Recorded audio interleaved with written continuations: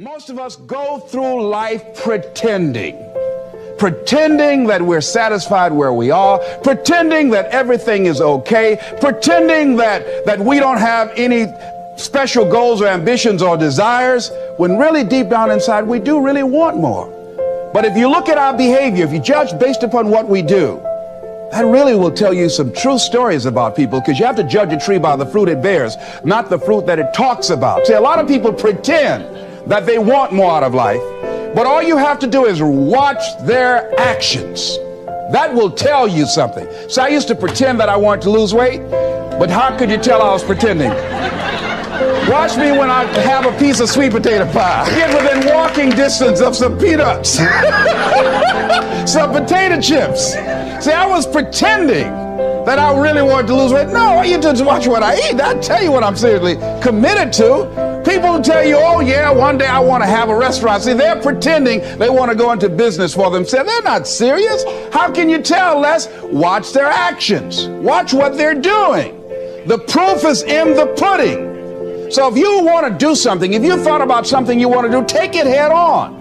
Decide that you're going to start looking at it, start doing research on it, start tackling it, start becoming involved in whatever and wherever it might lead you, to begin to explore the possibilities in that particular thing that you're seeking, so that you can begin to learn all you can about it. Decide that you're going to face it, that whatever shortcomings you have, that you're going to strengthen yourself there. Whatever training that's required, that you're going to go get that training, that you're going to get started right now.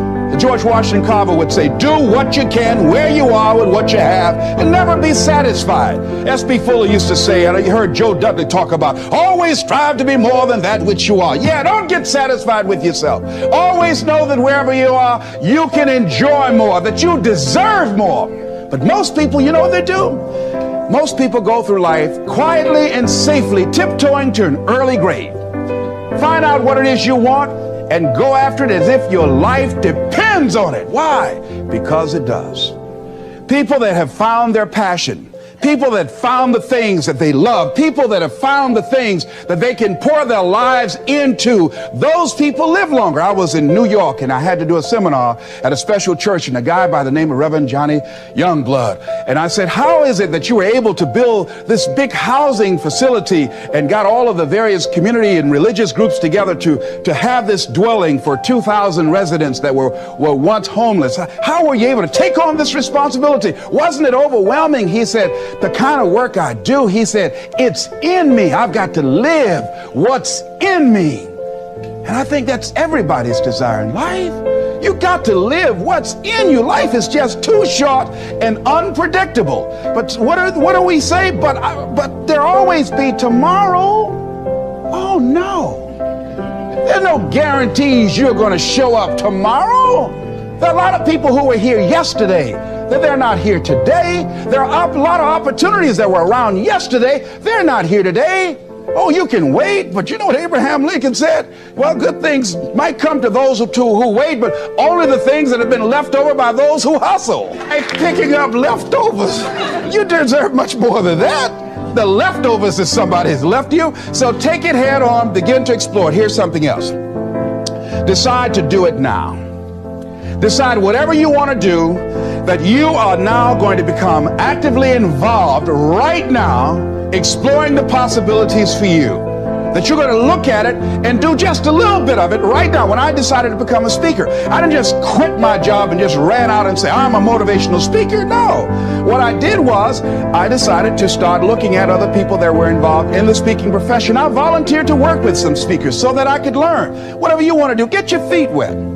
Gain some experience doing some volunteer work in the area and find out whether or not this thing you want to do will fit for you. A friend of mine told me he wanted to have a restaurant. I said, have you ever operated a restaurant before? He said, no. I said, well, really, you don't even know if you want one.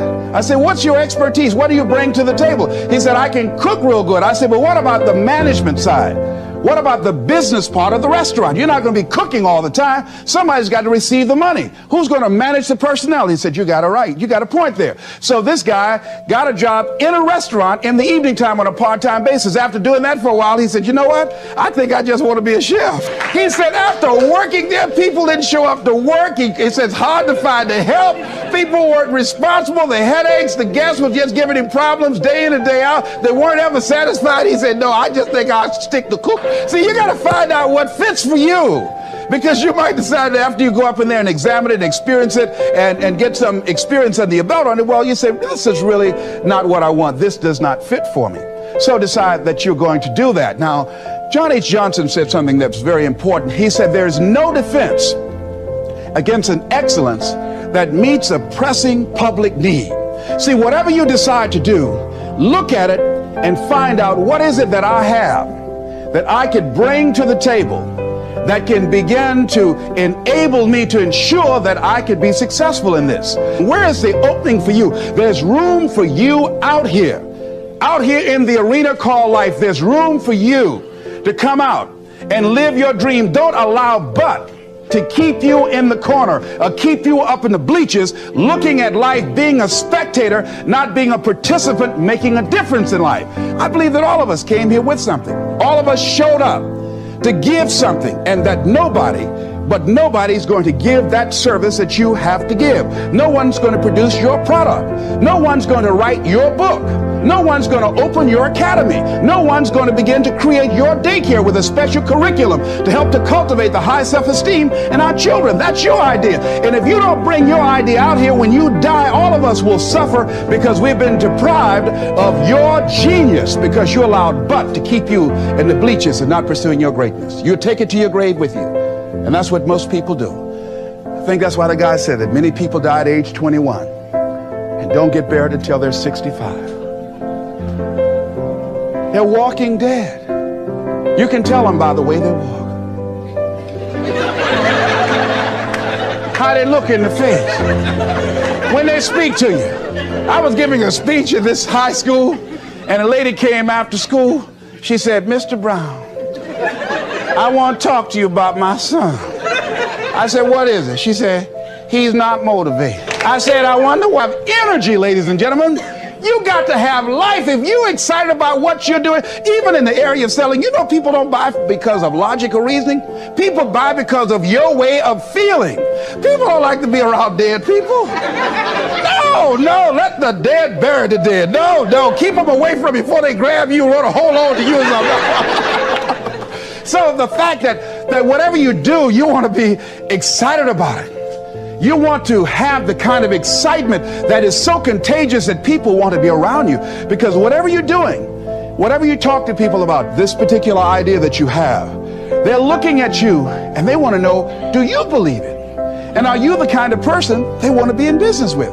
And if you're not positive, if you're not energetic, if you're not fired up about it, how can you expect anybody else to be fired up about your idea? Am I right?